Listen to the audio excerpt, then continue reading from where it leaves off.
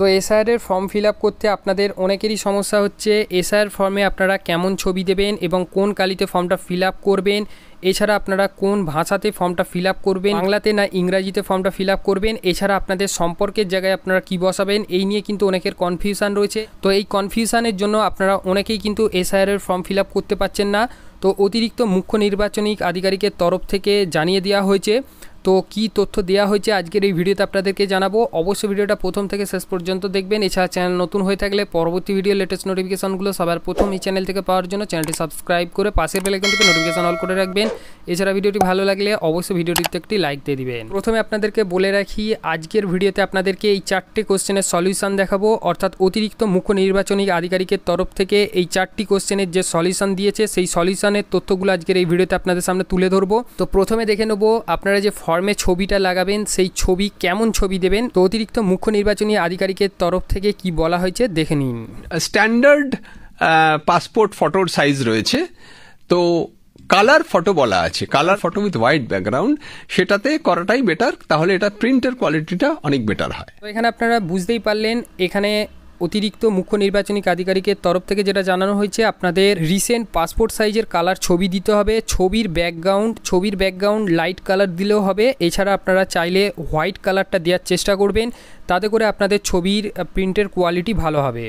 এরপর এই SIR form আপনারা যারা ফিল আপ করবেন, এই এসআইআর ফর্ম আপনারা কোন কালিতে ফিল আপ করবেন এটা নিয়ে কিন্তু অনেকের কনফিউশন রয়েছে। তো চলুন অতিরিক্ত মুখ্য নির্বাচনী আধিকারিকের তরফ থেকে কি বলা হয়েছে দেখে নিন। কালির ব্যাপারে কিন্তু কিছু বলা নেই, তবে জেনারেলি এলিজিবল কালি হিসাবে আমরা সাধারণত নীল এবং কালোকেই ধরে রাখি, এটা দিয়ে করাই বেটার। তো আশা করছি আপনারা বুঝতে পারলেন অতিরিক্ত মুখ্য নির্বাচনী আধিকারিকের তরফ থেকে যেটা বলা হয়েছে কালির ব্যাপারে, অর্থাৎ ফর্ম ফিল আপে আপনারা কিন্তু নীল এবং কালো কালি ইউজ করতে পারেন।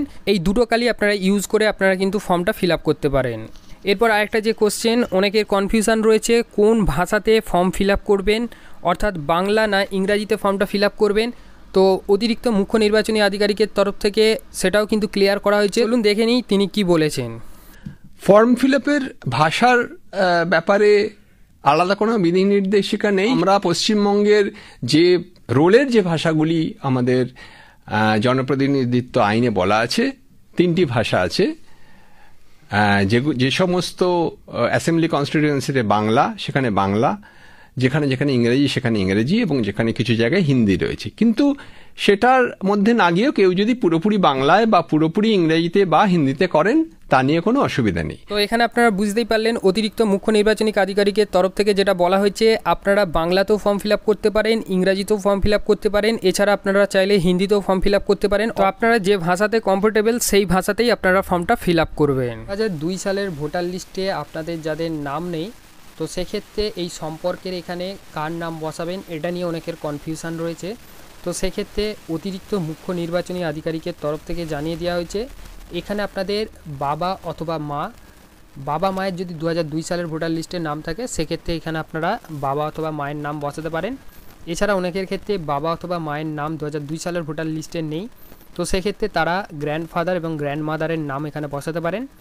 তো গ্র্যান্ডফাদার এবং গ্র্যান্ডমাদার বলতে গেলে এখানে আপনাদের বাবার বাবা এবং বাবার মা অর্থাৎ দাদু এবং ঠাকুমার নাম, অনেকের ক্ষেত্রে তাদের দাদু এবং ঠাকুমার নাম 2002 সালের ভোটার লিস্টে নেই, তো সেক্ষেত্রে তারা মায়ের বাবা এবং মায়ের মা অর্থাৎ মামাতো দাদু এবং দিদিমা, তো তাদের যদি 2002 সালের ভোটার লিস্টে নাম থাকে সেই নাম আপনারা এখানে বসাতে পারেন। তো এখানে অতিরিক্ত মুখ্য নির্বাচনী আধিকারিকের তরফ থেকে কি জানানো হয়েছে চলুন দেখে নিই।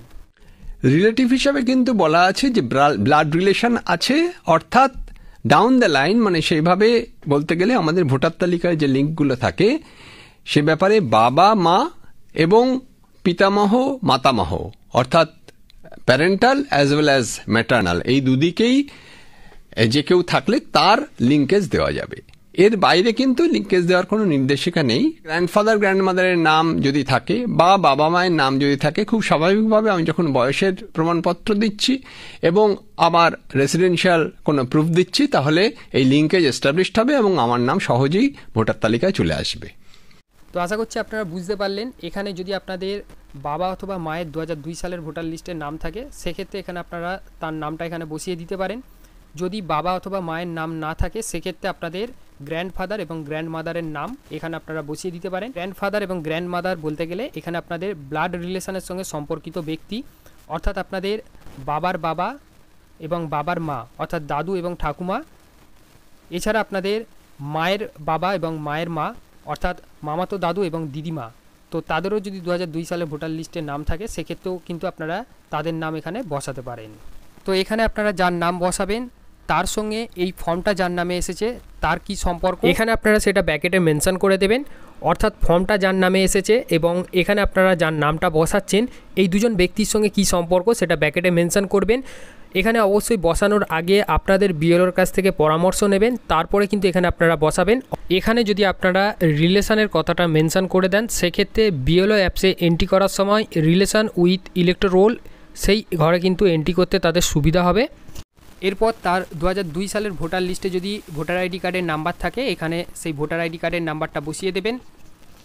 এরপর আত্মীয়র নাম, অর্থাৎ এখানে আপনারা যার নামটা বসাবেন তার সঙ্গে সম্পর্কিত ব্যক্তি, অর্থাৎ 2002 সালের ভোটার লিস্টে দেখবেন এখানে যার নামটা বসালেন তার নামের সোজা সম্পর্কিত ব্যক্তির ঘরে যার নামটা রয়েছে তার নাম এখানে বসাবেন।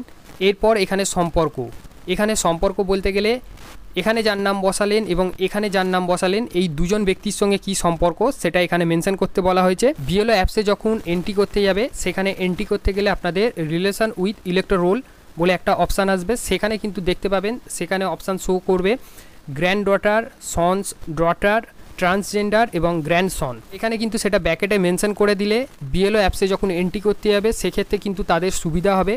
এখানে আপনাদের ব্র্যাকেটে সম্পর্কটা মেনশন করার আগে অবশ্যই আপনাদের বিএলওর কাছ থেকে পরামর্শ নেবেন, তারপরে কিন্তু এখানে আপনারা বসাবেন। এখানে সবথেকে বড় জিনিস যেগুলো এখানে আপনাদের রাজ্যের নাম, আপনাদের বিধানসভা ক্ষেত্রের নাম এবং বিধানসভা ক্ষেত্রের নাম্বার, অংশ নাম্বার এবং ক্রমিক নাম্বার, এইগুলো কিন্তু আপনাদেরকে সমস্ত ডিটেলসটা সঠিকভাবে দিতে হবে। যদি এখানে কোনো কিছু ভুল হয় তো সেক্ষেত্রে আপনাদের সমস্যা হতে পারে। তো আশা করছি আজকের ভিডিওতে আপনাদের এই 4টে প্রবলেম ক্লিয়ার করতে পেরেছি। এছাড়া যদি আপনাদের কোনো সমস্যা থাকে বা যদি কোনো মতামত থাকে অবশ্যই কমেন্ট করে জানাবেন। এছাড়া ভিডিওটি ভালো লাগলে অবশ্যই ভিডিওটিতে একটি লাইক দিয়ে দিবেন এবং বন্ধুদের সঙ্গে ভিডিওটি প্রচুর পরিমাণে শেয়ার করবেন এবং আমাদের সঙ্গে যুক্ত থাকার জন্য পরবর্তী নেক্সট আপডেটগুলো পাওয়ার জন্য চ্যানেলটি সাবস্ক্রাইব করে পাশের বেল আইকনটি টিপে নোটিফিকেশন অল করে রাখবেন।